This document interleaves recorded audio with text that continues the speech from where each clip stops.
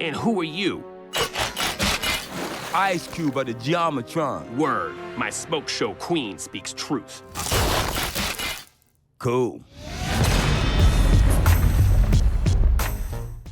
Welcome back, everyone. It's Charlie. This will be my full Rick and Morty Season 7, Episode 8 video. There were a whole bunch of Easter eggs and references, so we'll break it all down. The episode was like a literal sequel to the Get Schwifty episode. So not only was a lot of the episode referencing previous moments from that episode, or previous episodes just in general, there were also a lot of pop culture parodies too to movies and TV shows like Star Wars, Transformers, even the Gobots. If you're brand new to the channel, be sure to subscribe to get all the episodes, and careful for spoilers if you haven't seen the episode yet. We'll start at the beginning, work our way through shot by shot, talking about Easter eggs and WTF moments. Starting with the episode title, Rise of the Numbericons, the movie, the title is a reference to the post-credit scene from the Get Schwifty episode, with them bringing back the Ice-T character who became Water T in that post-credit scene. Generally, the movie itself was meant to be a parody of like Marvel, DC comic book movies, like really big action movies and their overly plotty, overly aggressive world building. And at the time, it was a parody of something that they never intended on paying off, which itself was a parody of like Marvel post-credit scenes that never get paid off. And there have been many of those in the last several years. Like there was this vast Numbericons backstory and lore that they teased, but at the time, it was a joke about something that they'd never plan on paying off. There are a lot of huge franchises that do that in general too, like big things that they tease that you never wind up getting paid off. But because this episode literally does that, you could also call this a reference to Rick and Morty clowning on itself, turning into the thing that itself has been parodying this whole time. There are a lot of other long-running animated shows like The Simpsons, South Park that get criticized for referencing itself too much, like previous moments, like remember when the show used to be great? Which they did a lot in this episode. Remember me? Get Schwifty? No. There have been a number of moments in the last couple of seasons where the show itself literally makes fun of itself. The episode is also notable in that the real-life Ice-T person who was parodied in the original Get Schwifty episode originally hated the parody. This time, it seems like he's come around on the parody and he actually enjoys Rick and Morty, so he participated in the episode playing Water T's father, Magma Q. He even performed a couple songs during the episode. Magma Q gets it wet like she got a cryon. My dick deep on 1 4 feet, that's a python. There were a couple big cameos in the episode, like real-life Ice-T that I just mentioned, playing his father. Peter Serafinowicz plays a Numbericon number 8 that rebels against them and becomes Infinity. Also relevant because a large portion of the episode parodies a bunch of different Star Wars movies. Peter Serafinowicz was originally the voice of Darth Maul during Phantom Menace. At last we will reveal ourselves to the Jedi. At last we will have revenge. Ray Park just did the physical performance for Darth Maul. Then when George Lucas brought him back for the animated Clone Wars episodes, that's when Sam Witwer started doing the voice of Darth Maul. During this episode and during the original Get Schwifty episode, the actual Water T character is still voiced by Dan Harmon. Keith David also came back for new flashback scenes as the US president, who at the time was still a governor getting ready to run for office unsuccessfully because it was happening in 1991. So in real life, US presidents are limited to 2 terms, which is 8 years theoretically, and he's still the president in present day, so the timeline wouldn't have worked out if he'd been the president back in the 90s. Within the episode, though, they do explain that, like there is a reason why he does not become the president in that 92 election. The opening scene is meant to be a reference to that same post-credit scene from the original Get Schwifty episode with a few minor changes in Magma Q's dialogue. Alpha Betrium, their planet, is a reference to Cybertron. Water T's people are more like the Autobots in this equation. During the episode, though, they talk about their common ancestry. The whole idea is that the Decepticons and the Autobots are just 2 factions of Transformers that were created by Cybertron. So a lot of the lore of their people, like their shared history that they learn about during the episode, is a reference to the lore of Transformers. The funny thing about this is I actually got into some of this lore during my Transformers videos when Rise of the Beast came out, which you could also say is sort of a reference to the parody title of this episode, Rise of the Numbericons, like Rise of the Beast. The logo and the font are based on the Transformers movie logo. The song is a parody of that hardcore Transformers theme song, which was done by the band Line. The original Transformers movie and the theme song just went so hard.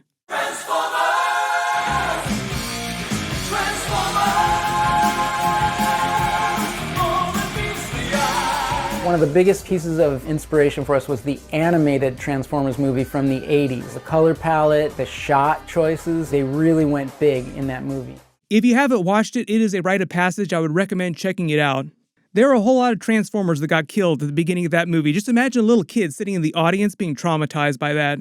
The Numbericons are colored to look like Decepticons. They have calculator-based ships because they are numbers, but notice that all the digital readouts on the calculators read boobs. It's a very horny episode, like there are a bunch of different characters getting it on with other characters during the episode. Their world shield is based on brackets from a normal document. Brackets are used for isolating text and factoids inside documents, but in the context of this episode, is literally isolating their planet. Also notice the surface of their planet. You can see all the giant land masses are just big letters.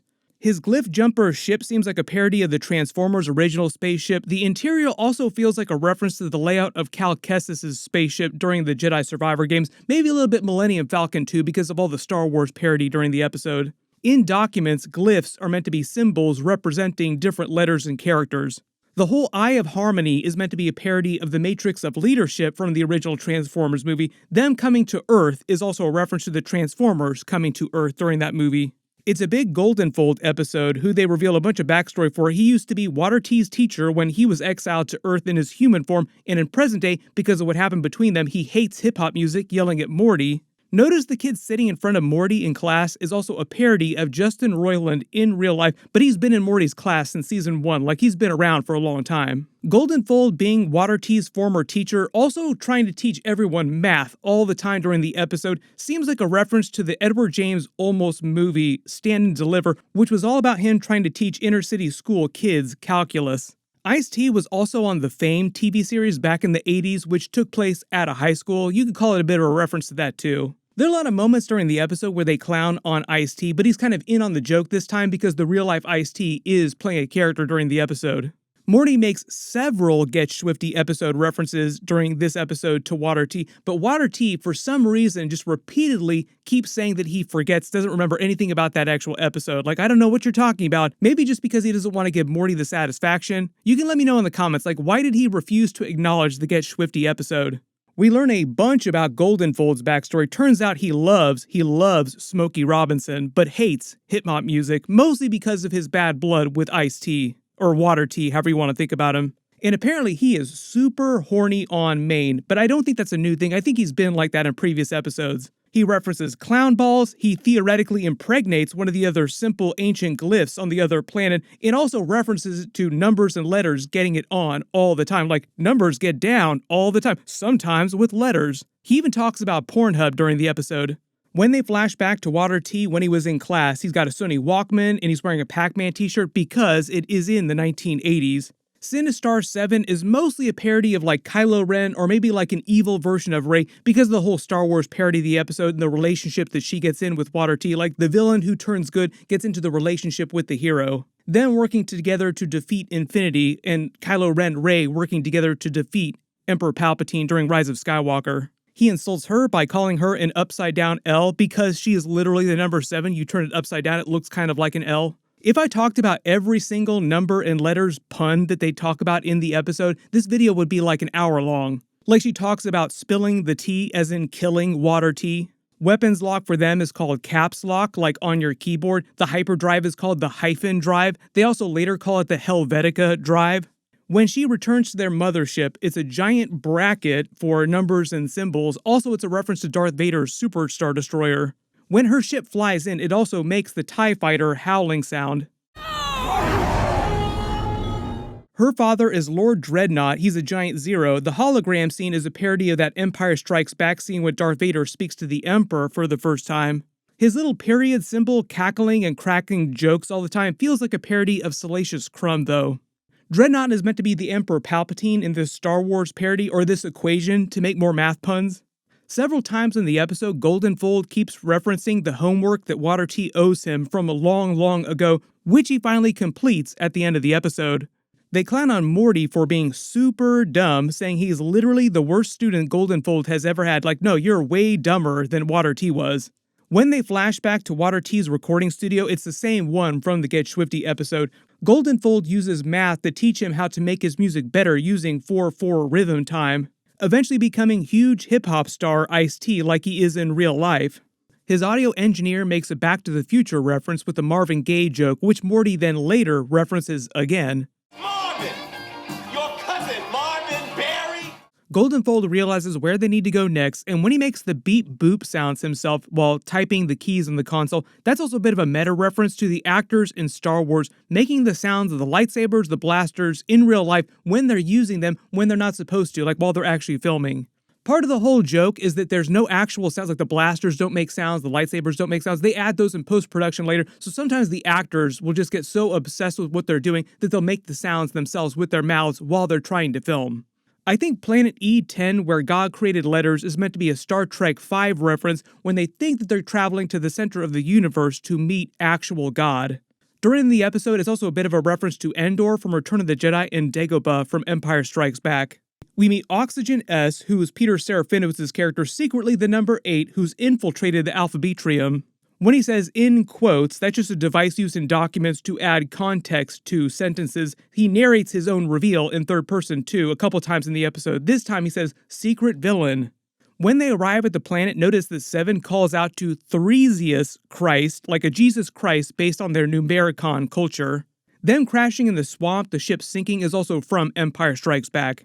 They start teasing their relationship together. Goldenfold gets a little horny, talking about numbers and letters, getting it on, like I said, also making the Pornhub reference. The primitive Gugas are also symbols that are parodies of the Ewoks in Return of the Jedi. Goldenfold also references that, literally calling them Ewoks. They've referenced Star Wars on the show literally many times before, so the Star Wars movies have been canon to Rick and Morty for a while. Their Jub Jub song is a parody of the Ewok song at the end of Return of the Jedi. Notice they're cannibals, kind of, like they're eating one of their own primitive symbols on the spit, which itself is a reference to dick and balls, like that's what it actually looks like. Later in the episode, you hear them making cock-a-doodle sounds like they're cocks that make literal cock sounds. Then Morty figures out the primitive symbols are what modern Numbericons in Alphabetrium came from, like the shared original language that they're based on. This is actually based on real life, like Arabic numerals and ancient symbols based on a common language. Then Goldenfold reveals his full backstory, the beef that he has with Water T. Back in 1991, Water T wins a Grammy for his music. That's a reference to the real-life Ice-T musician or artist winning a Grammy in 1991. He also won one in 1992 as well. We find out the US president was still governor at that time, running for president in what would have been the 1992 election. That actually wound up being Clinton's first win against George Bush Sr. I think part of the joke here is that the president didn't win that election because the timeline wouldn't have worked out, but also in universe the logic is that he lost the math vote that he was hoping to get when Water T would have given math and Goldenfold a shout out at the Grammys. Notice he has a CRT television because it is the 90s. There are a number of parodies of real-life celebrities at the Grammys there. Will Smith, because in 1991 he released Summertime with DJ Jazzy Jeff as a single, so he was at the Grammys that year. Humpty Hump was the alter ego of Shock G, who in 1991 released the Sons of the P album, which actually kind of flows with the parody of the whole numbers and letters during the episode. Dr. Demento was just a radio DJ and a comedian who released a greatest hits album that year in 1991. Then we see Water T and Seven finally get it on. They both have that psychedelic mind trip similar to the one that Rick and Jerry had during Season 3, where they both see the races did have a common ancestor in the primitive symbols. I guess you could call this ziggurat here, like the thing that they stick the key into, sort of a Rosetta Stone that explains the origin of their collective languages. Number 8 then reveals his betrayal. His cybernetic parts are a Darth Vader reference with his burnt-looking face too. Notice that his droids kind of seem like souped-up versions of the Butter robot. He narrates his own action again in third person, saying, "Villain exit." Then we get Water T's side of his beef with Goldenfold, their history together, learning that his father, played by actual Ice-T in real life, called him a traitor to his people for loving numbers when he used the 4/4 time for his music, and that was the reason why he didn't give Math or Goldenfold a shout-out at the Grammys. When number 8 usurps and then kills Lord Dreadnought, that feels like a reference to Darth Vader killing the Emperor in Return of the Jedi. He evolves into Infinity. Morty then references Get Schwifty again, but even though he changes back to Ice-T, he claims he still doesn't remember it. Like I said, many references to Get Schwifty during the episode, but each time Water T claims he doesn't remember it. Then Morty saying they should lift their ship out of the swamp and upgrade it is also a reference to Yoda using the Force in Empire Strikes Back to lift Luke Skywalker's X-Wing. They even give it a joke about product integration and selling toys, calling it the new Extreme Glyph Jumper, like you have to buy it now with the in-universe toy commercial. That's also meant to be a parody of most 80s cartoons, just in general, like Saturday morning cartoons, which are mostly remembered for being like 30-minute glorified toy commercials. That's one of the reasons in real life why we don't have Saturday morning cartoons the way we used to have them, because there was a lot of regulation that said that, no, you have to be careful about the way you market stuff to children now. Rick and Morty has parodied this phenomenon many, many times. Like a really good example of the in-universe toy commercials are the Story Train episode. Story Train, available now on the Citadel of Ricks. Buy it ironically, buy it sincerely, just buy it. Not buying it is an act of buying it. Buy it now, look it up, it's real. www.story-train.com. Then Infinity killing both the Numbericons and the Alpha Betrium on both sides of the aisle is another reference to Emperor Palpatine during Rise of Skywalker. When he started using Force Lightning, he basically started hurting his own Star Destroyers in addition to the Resistance fleet. Water T and Seven working together to kill him, also a reference to Kylo Ren and Rey killing the Emperor together. Notice that Seven and Water T make a literal reference to the title of the movie inside the episode saying, how could the Numbericons rise again? How can they rise up? Which has been parodied in all kinds of movies and TV shows like, oh my god, they said the name of the thing inside the thing. He said it! He said it! Then they basically end the episode with another version of a Get Schwifty sequel with them performing hip-hop songs together. This time, real-life Ice-T also sings with them when he comes back as his father. They also use the same twist to end the Get Schwifty episode, using a song to defeat someone more powerful. Ice-T as Magma Q comes back as the Force Ghost, pulling the Luke Skywalker twist from Rise of Skywalker, like projecting his Force spirit. They make a literal Force Ghost Star Wars reference. Then Magma Q crowns Water T King Magma T of their people, giving him his power, getting Infinity with the crack shot, also a reference to Star Wars with Luke Skywalker blowing up the Death Star. Then when Seven says she's only a prime number, only divisible by herself, that's just saying that she can't have children, basically, and Magma T saying that his junk is magma, saying that he might theoretically kill her if they actually did have sex. Then they actually end things with Magma T finishing the homework that he owed Goldenfold this whole time, which he happily fails him on big time, like he gets off on failing him, like you have no idea how happy I am to fail you. And during the post-credit scene, after a short time jump, there's an Ice Cube parody. I'm not sure who's playing the character. It's not real-life Ice Cube playing the character. But he says in episode, in context, his name is Ice Cube of the Geomitrons, which is a parody of the Gobots, who need help fighting the Formivores. So it's meant to be an in-universe sequel to the Rise of the Numbericons movie called Challenge of the Geomitrons, based on the Challenge of the Gobots TV series. If you're not familiar with the Gobots, most people think of them as a ripoff of the Transformers, but in reality, the Gobots actually premiered a year before the Transformers line debuted in 1983. But even though the Gobots debuted in 1983, they were way less popular, so everybody just remembers the Transformers. Eventually, the Gobots just went away. There have been a lot of Gobot parodies recently, too. Like during the Guardians of the Galaxy holiday special in the Marvel Universe, James Gunn made a big Gobots joke. Hey! I'm sorry, Gobots killed his cousin. Apparently, Gobots are just canon to the Marvel Universe now, too. Like they're real beings inside the Marvel Universe. But there were a whole bunch of Easter eggs and references and parodies to a bunch of different things in the episode. If there are any that you spotted that I didn't talk about during the video, just write them below in the comments. In my full episode 9 video, we'll post next week after they release it. There are only 10 episodes total, so like we're almost to the season finale. Really interested to see if they debut some kind of teaser for like whoever the next big villain of the series is going to be, or if we'll just have like a regular old season finale.